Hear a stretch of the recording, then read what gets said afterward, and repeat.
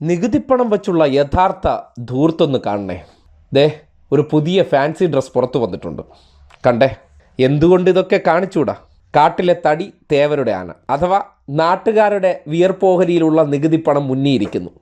അതെടുത്ത് അങ്ങോട്ട് ചെലവഴിച്ച് ആർഭാടപൂർവ്വം ഓരോരോ ഫാൻസി ഡ്രസ് ഷോ കാണിക്കാൻ ആർക്കാണ് പറ്റാത്തത്? കാര്യം ഞാൻ കുനിഞ്ഞിട്ടതാണോ, ഞാൻ നിവർന്നെടുത്തതാണോ?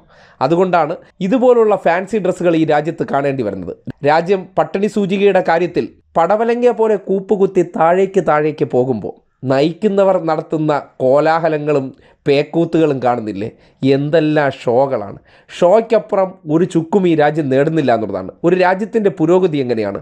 അവിടെ ഭരിക്കുന്ന ആൾ ലക്ഷങ്ങൾ പൊടിച്ചുള്ള ആഡംബര വസ്ത്രങ്ങൾ ഇട്ടുള്ള ഫോട്ടോഷൂട്ടുകളാണോ? അത്തരം ഫോട്ടോഷൂട്ടുകൾ എടുത്ത് പ്രചരിപ്പിക്കുകയാണ്. ഇതിനെ ഈ നാട്ടിലെ സംഘികൾ എന്തോ ഒരു സംഭവം പോലെ അങ്ങ് അവതരിപ്പിക്കുകയാണ്. പക്ഷേ വസ്തുതാപരമായി എന്താണ്?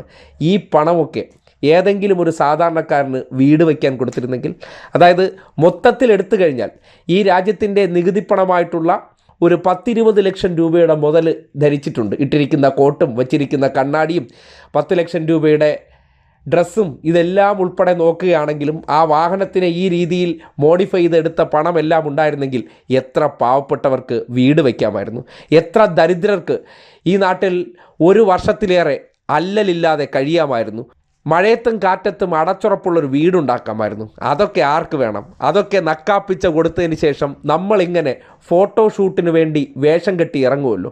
അതൊക്കെ കാണുമ്പോൾ സിനിമാ സ്റ്റൈലാണ്, സിനിമാ നടനാണെന്നൊക്കെ പാടിപ്പുകഴ്ത്താൻ പാണന്മാർ ഉള്ളതുകൊണ്ടാണ് ഈ രീതിയിലുള്ള പേക്കൂത്തുകൾ ഈ രാജ്യത്ത് അരങ്ങേറുന്നത്. കണ്ടില്ലേ, ഈ അടുത്ത കാലത്ത് ശിവജി പ്രതിമ 3500 കോടി രൂപ ഈ ഷോയും കാണിച്ച് കെട്ടിപ്പൊക്കിയതാണ്. വീണ് നാമാവിശേഷമായി ഈ നാട്ടിലെ പാവപ്പെട്ടവൻ പകലന്തിയോളം വെയിൽ കൊണ്ടുണ്ടാക്കിയ പണത്തിൽ നിന്ന് പിഴിഞ്ഞെടുത്ത നികുതിപ്പണം തറയിൽ വീണ് നാമാവിശേഷമായി. ഒരു വേദനയും ഉണ്ടായിരുന്നില്ല. സഖ്യകക്ഷി ബീഹാറിൽ കെട്ടിപ്പൊക്കിയ 21 പാലങ്ങൾ മാലപ്പടക്കം പൊട്ടും പോലെയാണ് പൊട്ടി വീണത്. ആരുടെ പണമാണ്? നമ്മൾ ഉണ്ടാക്കിയതാണ്. ഇവിടുത്തെ മറ്റേ പട്ടിണി പാവങ്ങളെ നിന്ന് പിഴിഞ്ഞെടുക്കുന്നത് പെട്രോളിലും ഗ്യാസിലൂടെയും തീവെട്ടിക്കൊള്ളയിലൂടെ ഞങ്ങൾ ഉണ്ടാക്കുന്ന പണത്തിൽ ഞങ്ങൾ ഇങ്ങനെ അറുമാദിക്കുകയാണ്. ഈ അറുമാദം കണ്ട് ചിലർ കൈയടിക്കുകയാണ്. നമ്മുടെ വീട്ടിലെ പട്ടിണിയോ, നമ്മുടെ വീട്ടിലെ അടുപ്പ് പുകഞ്ഞില്ലെങ്കിൽ എന്ത്?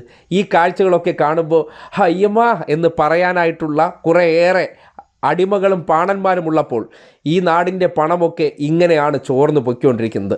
നേരെ മറിച്ച് ഒരു ചെറിയ കാറെടുത്താൽ, 35 ലക്ഷം രൂപയുടെ കാറെടുത്താൽ വലിയ ധൂർത്താണെന്ന് ഈ നാട്ടിലെ ഭരണാധികാരികളെ അധിക്ഷേപിക്കും. കോടികൾ വിലയുള്ള കാറുകൾ, 8500 കോടി രൂപയുടെ ഫ്ലൈറ്റ്, ഇടുന്ന തുണിക്ക് 20 ലക്ഷം രൂപ, വയ്ക്കുന്ന കണ്ണടയ്ക്ക് 50 ലക്ഷവും 60 ലക്ഷവും, ഇങ്ങനെ കോടിക്കണക്കിന് രൂപ പൊടിച്ച് തീർത്ത് ജീവിതം ഒരു കസേരയിലിരുന്ന് അറുമാദിച്ച് തീർക്കുന്ന വ്യക്തിയെക്കുറിച്ച് ഈ നാട്ടിൽ മിണ്ടാട്ടമേ ഇല്ല.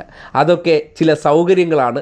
അതൊക്കെ ഈ നാട്ടിലെ ലളിത ജീവിതം, അല്ലെങ്കിൽ ഏറ്റവും സാധാരണക്കാരനായിട്ടുള്ള ചായക്കടയിലൂടെ കടന്നു വന്നു എന്നൊക്കെ പറയുന്ന വ്യക്തി ഒരു അധികാര കേന്ദ്രത്തിലെത്തിയപ്പോൾ എത്ര സിമ്പിളായിട്ടുള്ള ജീവിതമാണെന്ന് തുറന്നു കാട്ടിത്തരികയാണ്. ഇതൊക്കെ കണ്ടിട്ടൊക്കെ ഒരു സാധാരണക്കാരനായിട്ട് പോയ വ്യക്തിയുടെ ആഡംബരം കാണുമ്പോൾ ധൂർത്തെന്നൊരു വാക്ക് പറയാതെ നമ്മുടെ മാധ്യമങ്ങൾ ഉൾപ്പെടെ ഒളിപ്പിക്കുന്ന ഒരു സാഹചര്യം നോക്കണേ.